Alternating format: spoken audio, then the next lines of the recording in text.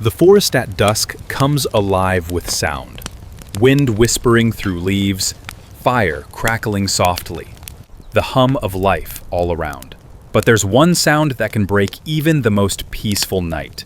The thin, piercing buzz of a mosquito near your ear.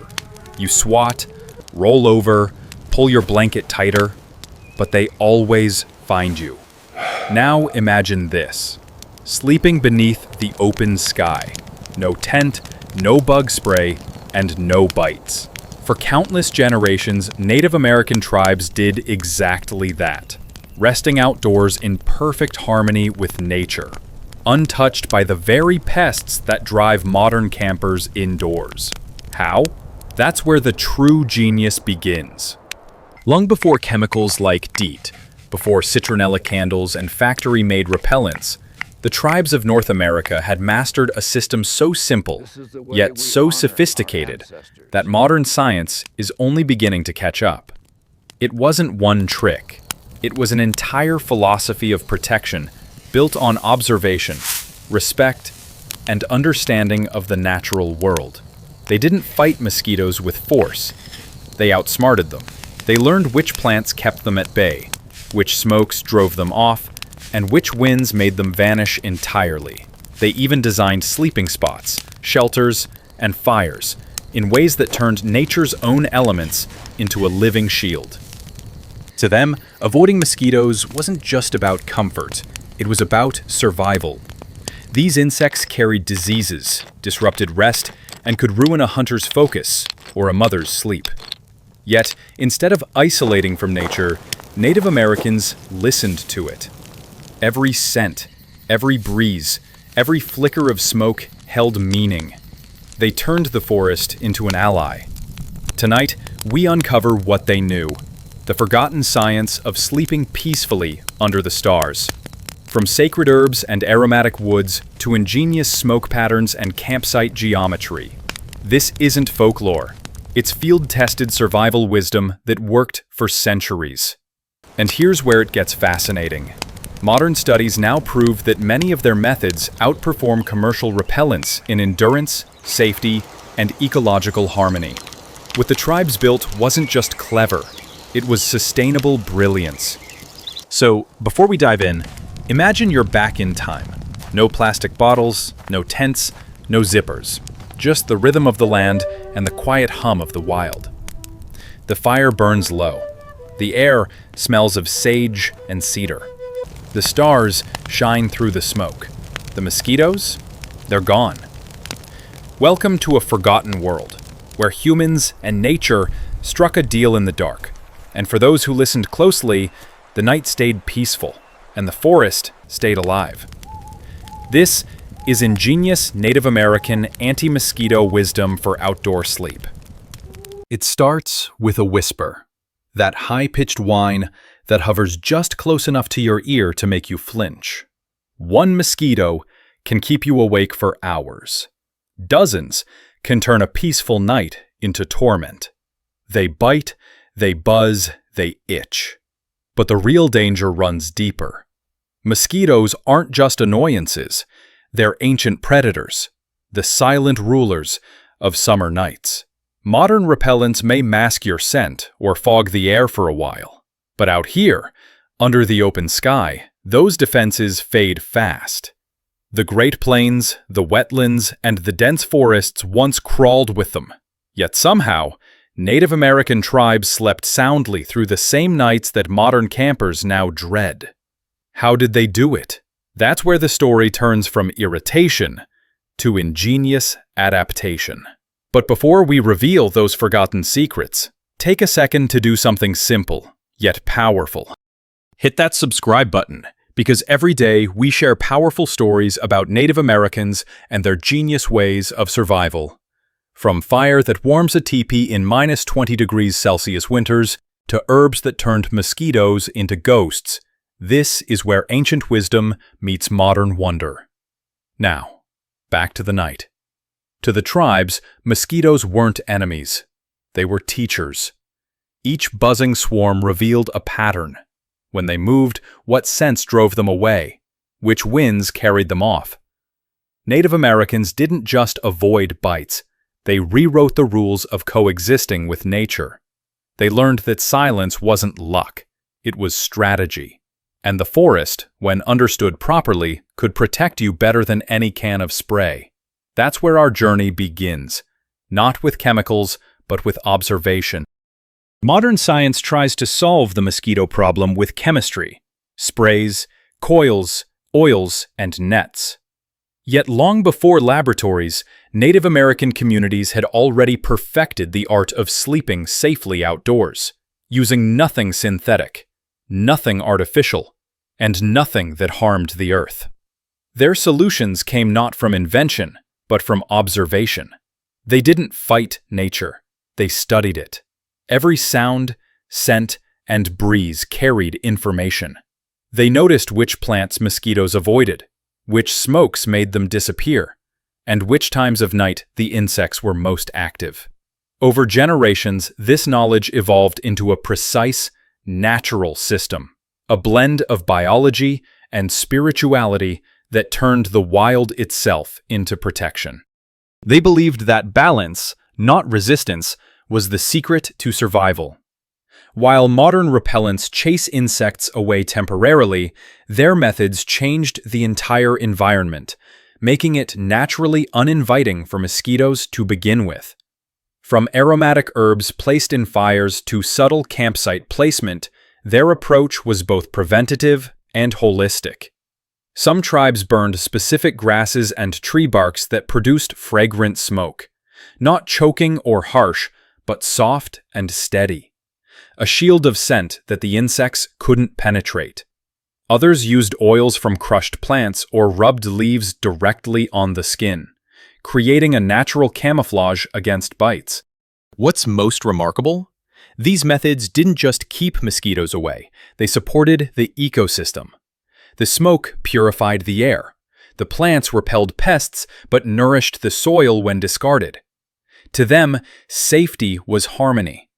And every night of rest beneath the stars was a quiet triumph.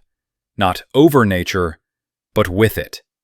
This is the heart of forgotten knowledge, and the first clue to how they slept, bite-free, in the open wild.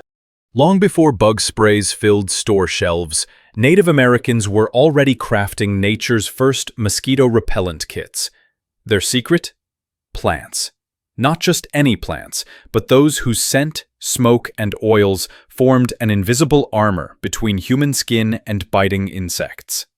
Across the vast regions of North America, each tribe learned which local flora worked best.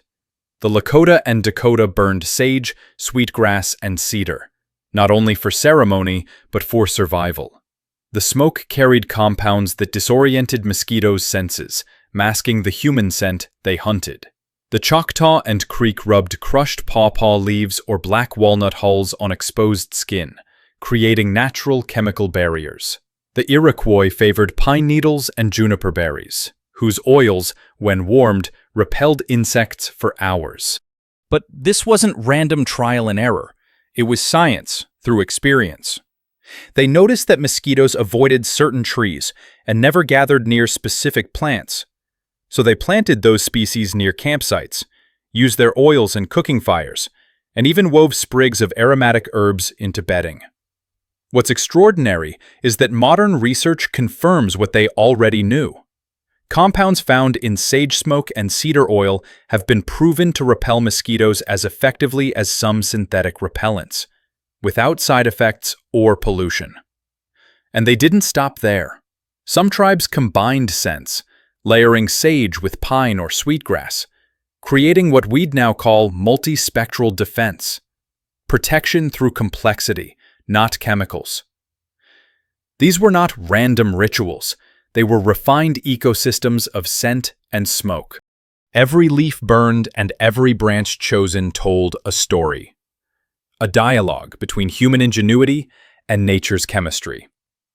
In that harmony, they found peace and sleep, even when the air itself buzzed with life. Even the most powerful plant repellents meant little if you slept in the wrong place.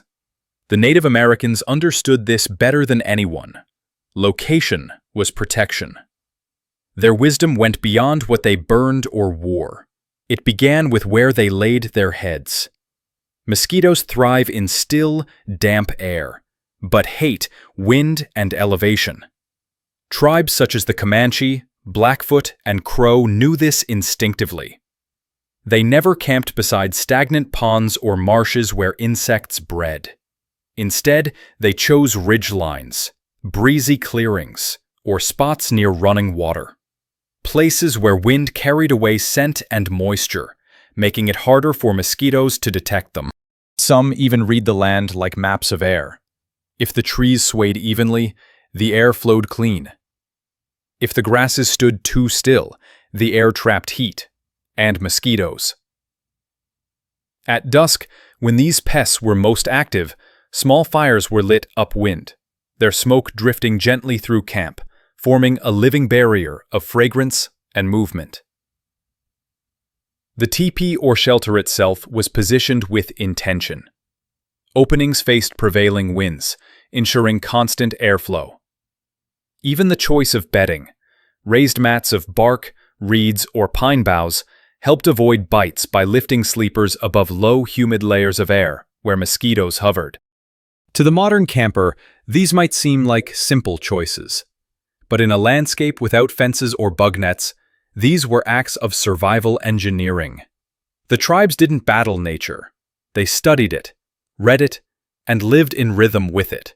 By aligning themselves with the natural forces mosquitoes avoided, they transformed every campsite into a fortress of air and smoke. Outsmarting the insects didn't require domination, only deep understanding. To Native Americans, fire was far more than warmth. It was protection, light, and life itself. But hidden within that familiar flicker lay another secret: smoke, the invisible guardian that kept biting insects at bay. When used wisely, it transformed a simple campfire into an anti-mosquito fortress. The tribes understood that mosquitoes were creatures of scent and air. Fire distorted both. Its smoke clouded their delicate sensors, making it impossible for them to find human breath or skin. But this wasn't about burning anything at random. It was a precise art. Each tribe had its own mixture of herbs, barks, and grasses chosen for the kind of smoke they produced. Cedar, rich and resinous, gave a slow, thick drift that lingered low to the ground. Sweetgrass burned cooler, carrying a soft fragrance that purified the air while keeping insects away. Sage, sacred to many nations, was often added not just for spiritual reasons, but for its sharp, cleansing bite that mosquitoes despised. Fires were built small and steady, never roaring, never chaotic. The goal was consistency. A slow, smoldering ember could protect an entire sleeping circle throughout the night. Campfires were sometimes placed upwind from sleeping areas, their smoke drifting deliberately through camp, creating a natural curtain of defense. And in the morning, when the fires died down, the ashes left behind had another use: odor control and sanitation. Sprinkled around camps, they masked human scent and discouraged insects from nesting nearby. To the untrained eye, it looked like ritual. To the tribes, it was science through spirit. They turned fire, the element of transformation, into a living, breathing shield. And within that veil of smoke, they found silence, safety, and sleep. Even with the perfect campsite and protective smoke, the plains and forest tribes knew that mosquitoes could still find their way to exposed skin. Their solution was both ingenious and elegant. They became invisible to the insects themselves. Through a mix of oils, ashes, and natural camouflage, they created one of the earliest known forms of personal insect repellent. The secret lay in scent, or rather, the lack of it. Mosquitoes track humans by the carbon dioxide we exhale and the chemical signature of our sweat. To confuse them, Native Americans masked those signals using Earth's own ingredients. A fine layer of wood ash from the morning fire was rubbed gently on the skin, dulling human scent while absorbing moisture. The result? A cool, dry surface that mosquitoes avoided. Others used bear fat, fish oil, or animal grease, mixed with crushed herbs like wild mint, sage, or sweet fern. This created a thin film that not only repelled insects, but also sealed the skin from bites. Some tribes even darkened their skin intentionally with natural pigments, knowing that lighter tones reflected heat and odor differently. A primitive yet powerful form of sensory camouflage. These mixtures were made fresh daily, adjusted for season and region. In humid wetlands, more herbs were used. In dry plains, more fat. Every blend carried the scent of the land itself, transforming each person into part of the environment, rather than prey within it. Modern repellents rely on chemistry. Theirs relied on symbiosis, working with the natural world instead of against it. Through ash, oil, and instinct, they didn't just protect their bodies, they erased their presence, teaching us that sometimes the best defense is to disappear. While smoke and plants created the first line of protection, clothing and bedding formed the silent second layer in the Native American defense against mosquitoes. Every garment, every material was chosen not just for comfort, but for strategy. Lightweight summer clothing wasn't meant to expose skin, but to outsmart insects. Loose-fitting hides and woven fibers allowed air to circulate while preventing mosquitoes from landing directly. Tribes like the Ojibwe and Creek often wore soft tanned deerskin, its faint natural scent helping to mask human odor. Others used thin layers of rabbit or muskrat fur, which created just enough barrier to stop bites without overheating the body. At night, their ingenuity extended to bedding design. Sleep mats were layered with dried grasses, cattail fluff, or pine needles, raising the sleeper above the ground where mosquitoes swarmed most. Over these, light coverings made from smoke-treated hides acted as repellents themselves. The lingering scent of sage, cedar, or sweetgrass from the fire, discouraging insects from coming close. Even sleeping positions were intentional. People lay in circles, with children and elders toward the center, surrounded by adults whose thicker coverings helped block pests. The fire's smoke drifted low, weaving between the hides like a protective veil. Some tribes went further, hanging herbs above sleeping areas or tying small sachets of crushed mint and cedar near the head, allowing gentle fragrances to guard through the night. It wasn't just clever, it was comfort woven with wisdom. Every thread, every scent, every motion was deliberate. To them, a peaceful night's rest was never left to chance. It was crafted through harmony, scent, and understanding, transforming simple hides and grasses into a fortress of sleep. For Native Americans, the night wasn't an enemy to endure. It was a cycle to understand. They knew that to live outdoors meant aligning every action with nature's rhythm, even their sleep. Mosquitoes, after all, had their own clock. To beat them, you had to learn to move with the night, not against it. Through centuries of observation, tribes discovered when mosquitoes fed, where they hid, and what drew them close. They noticed that just before sunset, as the air cooled, swarms emerged from shaded grasses and wetlands. This was the moment to act. Fires were kindled early, allowing smoke to settle into a steady veil before darkness fell. Herbs were burned, hides treated, and sleeping spaces prepared long before the first stars appeared. Even daily routines followed this awareness. Evening meals were cooked and eaten before peak mosquito hours, minimizing exposure. Children were tucked into bedding early, while adults maintained the fires through the night, adjusting flaps and smoke levels in rhythm with shifting winds. At dawn, when temperatures dropped and mosquitoes slowed, it became the safest time to move, to fetch water, gather wood, or travel. Every act had timing, and that timing saved lives. They didn't just fight mosquitoes, they anticipated them. Their survival came not from force, but from predictability. By reading the land, the wind, and the hum of the air, they found stillness amid constant motion. It's easy to overlook such patience in a world of instant fixes, but to them, this rhythm was sacred, a silent agreement with the natural world. To sleep peacefully under the stars, they didn't need dominance. They needed awareness. And through awareness, they found freedom and rest. To the Native American worldview, every act of survival, even keeping the mosquitoes away, carried spiritual meaning. The boundary between the physical and the sacred was never divided. Fire, smoke, wind, and plant life were not just tools. They were living allies in an ongoing relationship between humanity and nature. Many tribes believed that the insects themselves were part of the Earth's balance, reminders of humility, patience, and awareness. The goal wasn't to destroy them, but to coexist in peace. This mindset shaped how every protective ritual unfolded. When sage or cedar was burned, it wasn't merely for scent.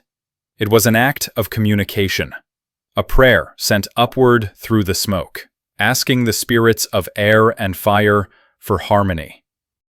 Even preparing bedding or applying herbs had a ritual rhythm. The act was done with intention and gratitude.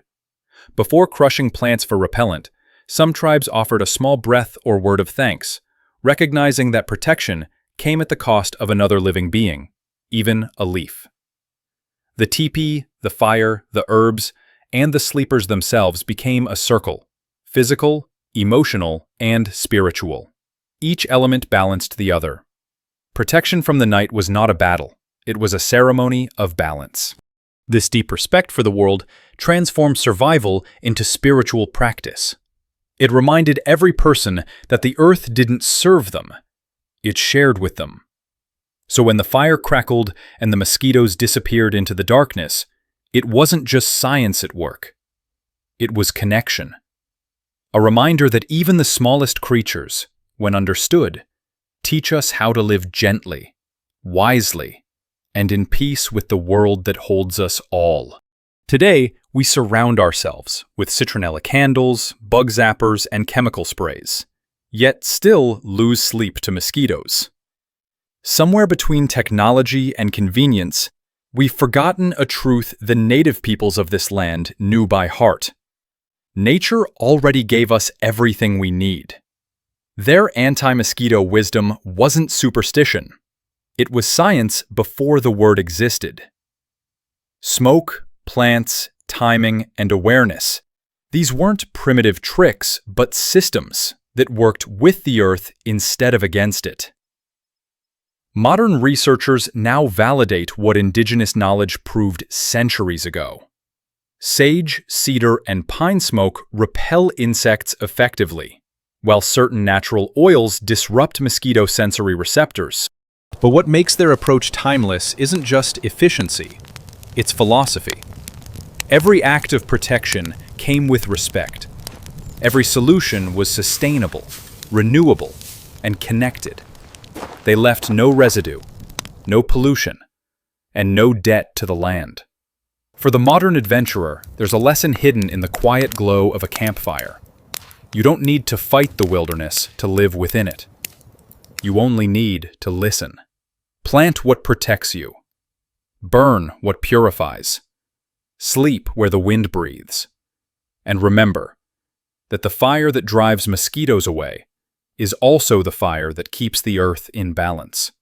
When we blend ancient wisdom with modern understanding, we rediscover more than comfort. We rediscover belonging. As the fire fades and the last thread of smoke rises into the cool night sky, the forest falls silent.